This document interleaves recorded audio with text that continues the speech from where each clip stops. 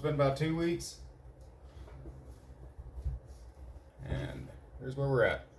So I did have a couple high spots. I went ahead and just kind of scraped them down with a razor blade gently, just from a little bit of dripping. So because of that, what I'm going to be doing is I'm going to start with some 1000 grit wet and dry to get this polishing process started. Then from there I'm going to go to 2, 3, and 5 before going to buffing pads. So we'll just go ahead and get going. With this higher grit right now, I do have to be very careful still about burning in through the finish.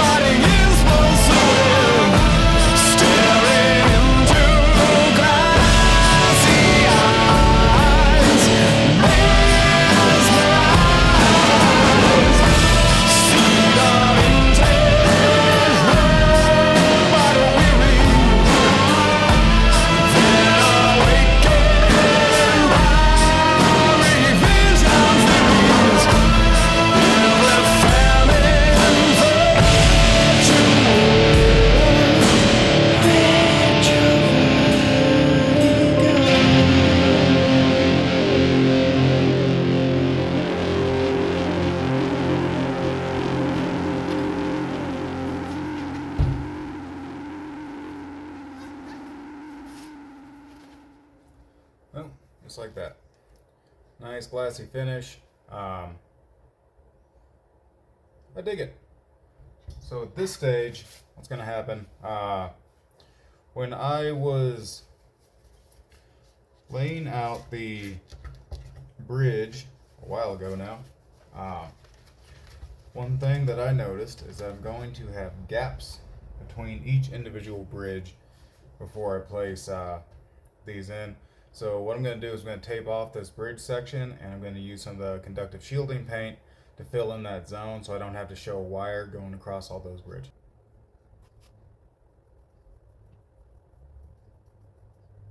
So I'll let this guy dry. I went ahead and put on the bridge. There's one thing I should tell you, especially for some of you who are watching this, who haven't done this for some reason, instead of watching an actual professional. If you're switching a bridge, and especially if you go on some that aren't your typical brands, one thing to check is to assure that the coating on here is actually conductive. It's like on this guy, like this bridge coating that they have doesn't conduct to the rest of the bridge. So if you try to actually run your ground wire, all that under it, it's not going to ground properly. So that is why when I put this on here, I did a continuity check with my multimeter to make sure that these are all connected. But I also took some 440 sandpaper and opened up took some of the finish off down under where the wire is going to be sitting and from under these bridges. And that should allow me to have continuity from bridge to bridge, like I do here. Not perfect, but it is. It's reading continuously. Right there. So it looks like I'm coming in about 170 ohms, which is still continuous. Really a lot better is if I can get this to beat on the setting that I have, which means you just have just a direct line unresisted. But for this, 170 ohms should at least allow it to ground out enough. I got the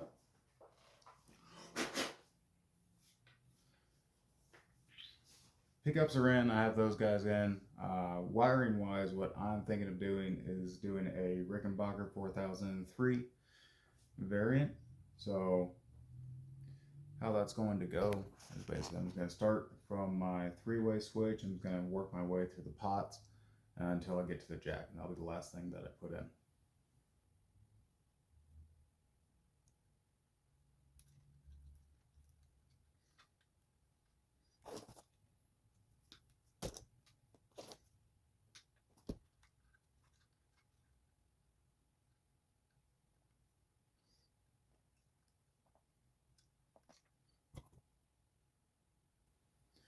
So one thing, I will bring this up even though I'm not a professional solderer, but what I see with a lot of amateur solderers is they always don't like using plugs for one reason or another. And realistically, that flux is going to help your joint, the solder wick into the fibers and give you a better connection. So you always want to be using flux whenever possible. I prefer flux paste or something like this, but that's just personal preference.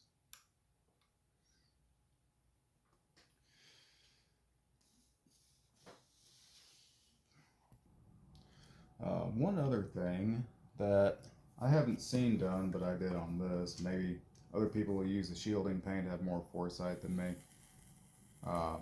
This wire I'm currently putting onto this pot, this 4 is connected and screwed into the shielding paint under my neck pickup. So that way my various cavities are connected and grounded, even though I painted these in 2 respective fashions.